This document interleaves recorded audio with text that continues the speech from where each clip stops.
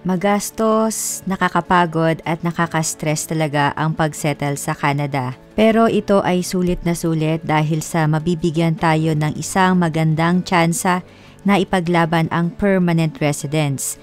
Sa mga papunta po ng Canada under temporary status like work permit or international student, mag-share po ako ng mga discarded tips para makatipid at mapaghandaan ang buhay Canada. Ito po ay based lamang sa aming experience as a family. Ito po ay beneficial din sa mga single applicants. So sa mga pupunta po na limited ang budget, medyo tight ang budget, I understand guys, talagang mahal mag-Canada ngayon, mapa-student visa, and work permit dahil sa may mga gastos talaga tayong haharapin and especially talaga sa international students.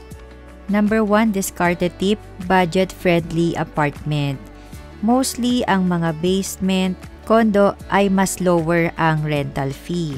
Meron dito na all-in utilities na, wala na po tayong babayaran sa mga utilities, maiba by percentage. Sometimes 50-50, may iba naman na 30 or 70. So, better i-check nyo po ito sa inyong future landlord. Meron ako guys nagawa na video on how to find an apartment.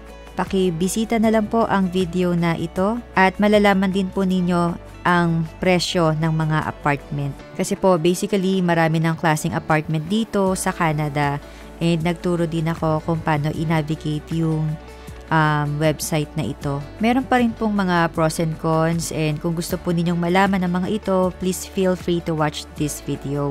Number 2, maghanap ng mga second-hand na gamit sa thrift store, FB Marketplace, or mga Filipino community FB groups. Dahil po basically mahal ang brand new na gamit and also yung scenario na pagbago po tayo as a newcomer ay may chance na after 1 year ay lilipat po tayo dahil sa tataas ang ating renta for the second year. Kaya marami po ang option is lilipat ng bahay.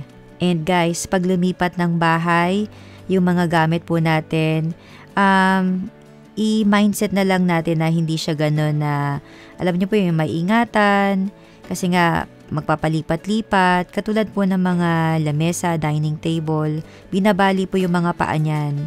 Or in short, dinidisassemble para lang mapagkasya sa truck. Kasi mahal po ang renta ng truck lipat or lipat truck dito sa Canada. And yung mga pagbuhat-buhat lang din po ay may bayad pagka may mga helper na kasama. Ang diskarte ng iba, kumukuha sila ng U-Haul. Pero of course, kailangan po ay tayo ay nagda-drive na at may license na sa Canada. But the problem there, pagka naka-U-Haul po kayo, kayo lang din na magbubuhat. Naalala ko nung bagong lipat kami ng family ko, dalawa lang kami na adult. Yung sobrang laki na couch na nakuha namin or nahingi namin kasi libre lang siya, hindi talaga siya kakayaning buhatin namin mag-asawa. Siguro si husband, kaya niya sa part niya, pero sa akin hindi ko siya maitataas talaga. So, ang best option nyo po kung mag-U-Haul kayo, ngayon pa lang po, mapagplano nyo na pumili kayo ng mga lighter na furnitures, yung kayang-kaya ninyong buhatin. Kasi guys talaga may mga couches dito na bulky, ma-foamy, malaki talaga at kailangan ilang tao na mga lalaki ang magbubuhat kasi talagang mabigat. Kaya po yun ang advice ko na kumuha ng mga lighter na furnitures.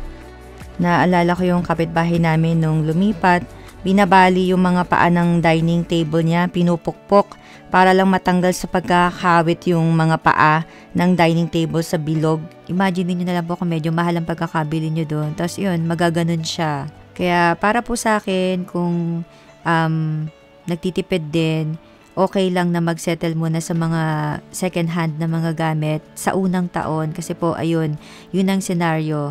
May posibilidad na lilipat tayo after 1 year or after sa ika-second year ulit, lilipat ulit. So, mahirap po pagka ang babalki na mga gamit natin at ang dami.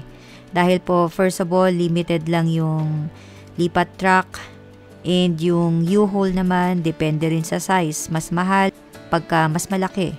At kung di pa po ninyo napapanood ang aming mga libreng gamit na video, and talagang marami din kaming mga padalang blessing na marami kaming nakuha na wala kaming binayaran. Naalala ko talaga yung Canadian na pinagbilhan namin ng isang bed.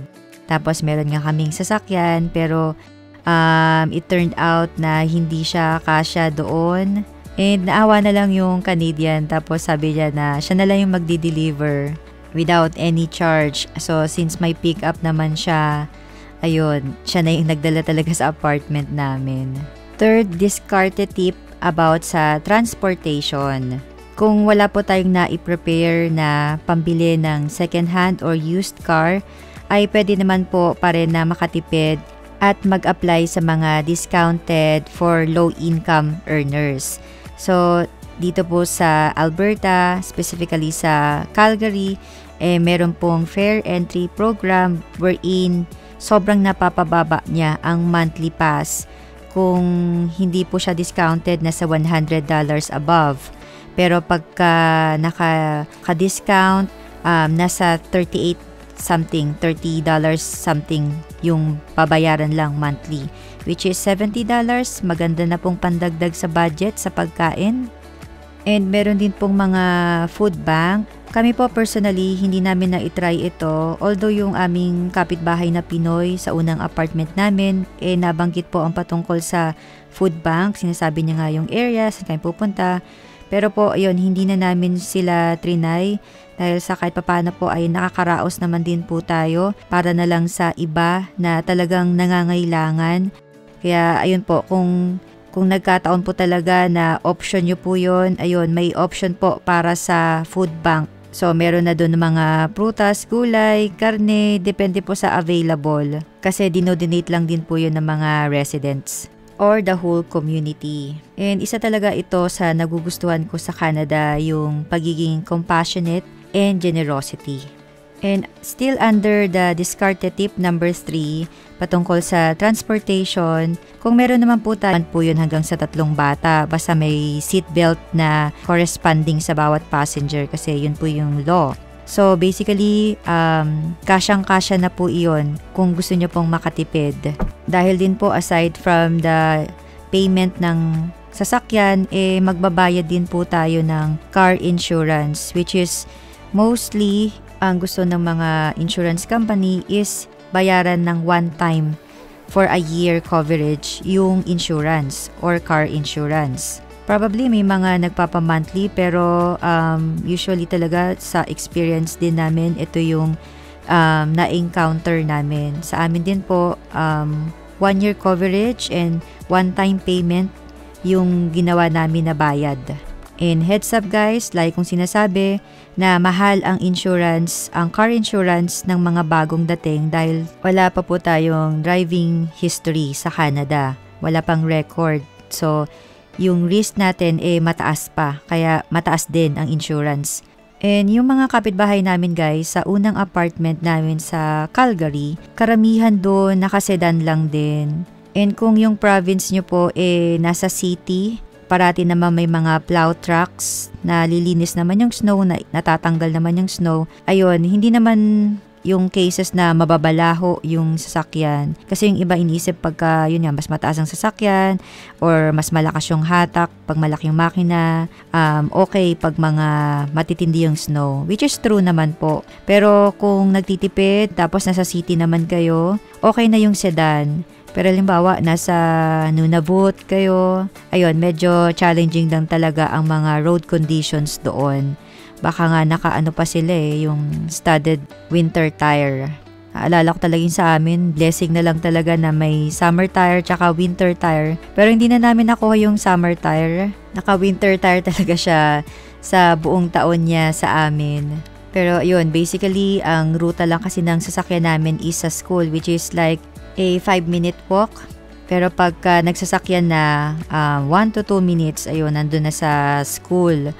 Pero I would really suggest po pagka may bata kayo kasi matatagalan sila sa labas at yun, during winter talagang malamig po. May oras na pag nagtagal talaga tayo, yun talagang malamig na malamig.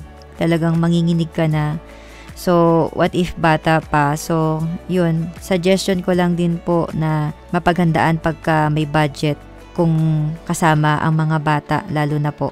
Dahil may time na parang bumabagyo na ng snow. Hindi tubig yung bumubuhos pero snow, tas mahangin. Kaya yun, medyo challenging siya pagka may bata tas walang sasakyan. And pag nag-grocery din, challenge. Kasi mabibigat pa naman dito yung mga grocery items, milk, mga karne-karne. So, makakatulong din talaga pagka meron tayong sasakyan, lalo na kung family tayo na darating. And discarded tip number 4, huwag po tayong magdala ng maraming damit. Dahil po basically, ang isang apartment, isang cabinet lang yon na built-in. So kung medyo napadami yung dala natin, challenge sa atin na ilagay lahat. Tapos halimbawa, yun, mag-asawa kayo, hati na kayo dun sa cabinet na yun. Pero may option kayo na bumili rin ng dresser kung gusto po ninyo. Pero another challenge lang din pagkalipatan na naman. So, ang dami na namang gamit. Memorable talaga sa akin yung paglipat namin kasi from top to bottom, yung truck na inarkila namin, punong-puno talaga yon. Pero wala na po kaming sala, tinanggal na namin, hindi na namin dinala yung nakuha naming free couch. Tapos yung dining table and 6 chairs, ayun, dinala namin yun. Actually, yun lang. Tapos yung 3 bed, isang TV table, tapos yung study table ni husband. Pero medyo malaki kasi siya dahil 2 monitor na big size yung nakapatong doon. And the rest, mga anik-anik na lang. Pero talagang punong-puno.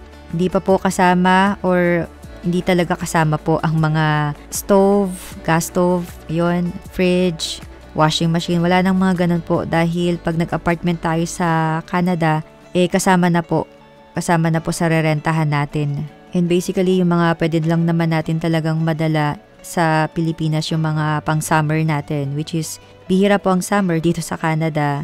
Most of the time talaga malamig. Although, pwede siyang pang-loob sa sweater. Basta po, basically, wag po masyadong madami dahil puro pang lamig or pang malamig na kasuotan po dito sa Canada. Pwede po kayong magdala ng mga fleece na panjama. May mga nakikita ako sa Shopee. And kami rin po, nagdala rin kami ng mga fleece na panjama ng mga bata. May nabili ko before kami pumunta dito. Talagang bumili ko para lang sa Canada. 50 pesos lang yung isang pajama. So, para tipid-tipid lang muna, iwas gastos pagdating sa Canada. Ayun, bumili na kami ng mga pajama ng mga bata. Until now, ginagamit pa rin nila. Medyo maliit na nga lang kasi lumaki na sila. And last, discarded tip, para naman po ito sa mga international student. For me po, the safest, magtabi po ng 1-year TF or 1-year tuition fee. Lalong-lalo na po kung single person po tayo, yung ating part-time nakikitain lang ay sufficient lang po para sa renta, mobile phone, pagkain, transportation. So talagang medyo tight po. Wala na po yun ng mga pang shopping-shopping. Matipid na po talaga yun. Pero probably makakadiskarte ka sa Dollarama. Basically guys, kailangan nating maingatan ang ating status as a student. Kailangan ma-maintain natin na full-time tayo sa studies para wala tayong maging problema. Kasi po, kahit na hindi ka rin full-time, hindi rin po kayo allowed mag-work. Ating authorized status will be our golden ticket for PR in the future. Meron pong iba nagpre-prepare ng 1 SEM pero may kasamang spouse, which is doble kayod talaga yung spouse dahil sa ika-next intake. Lalo na po kung magkadikit lang yung intake halos. Talagang medyo tight po.